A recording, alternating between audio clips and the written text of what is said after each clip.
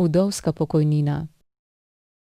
Pridobitev pravice do vdovske pokojnine je odvisna od izpolnitve splošnih pogojev na strani umrlega zavarovanca ali uživalca določenih pravic iz pokojninskega in invalidskega zavarovanja in od izpolnitve posebnih pogojev na strani vdove oziroma vdovca.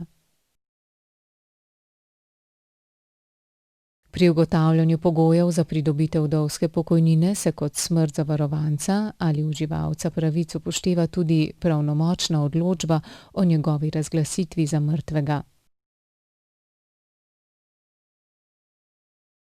Če je bil umrli zavarovanec uživalec delne pokojnine ali uživalec pravic na podlagi invalidnosti iz obveznega zavarovanja, se vdovska pokojnina odmeri od invalidske pokojnine, do katere bi bil upravičen umrli glede na vzrok smrti, poškodba pri delu ali poklicna bolezen oziroma bolezen ali poškodba zunaj dela.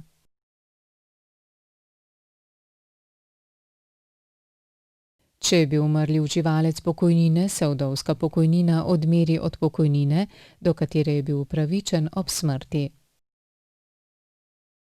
V primeru, da je do vdovske pokojnine upravičena le vdova ali vdovec, se vdovska pokojnina odmeri v višini 70% osnove za njeno odmero.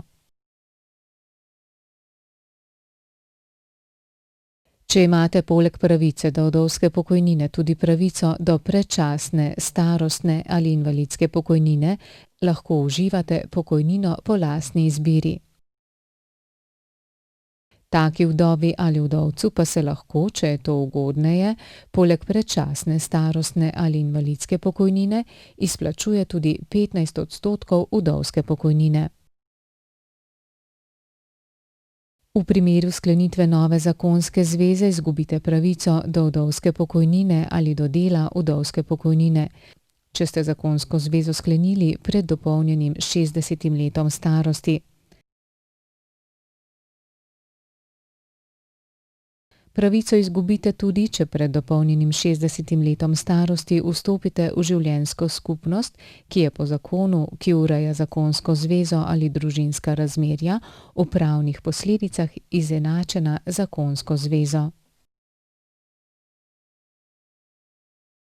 Vlogo za vdovsko pokojnino lahko oddate z uporabo storitve e-vloga za vse ali sistema e-spis na spletni strani zavoda, lahko pa tudi v prostorih zavoda ali po pošti.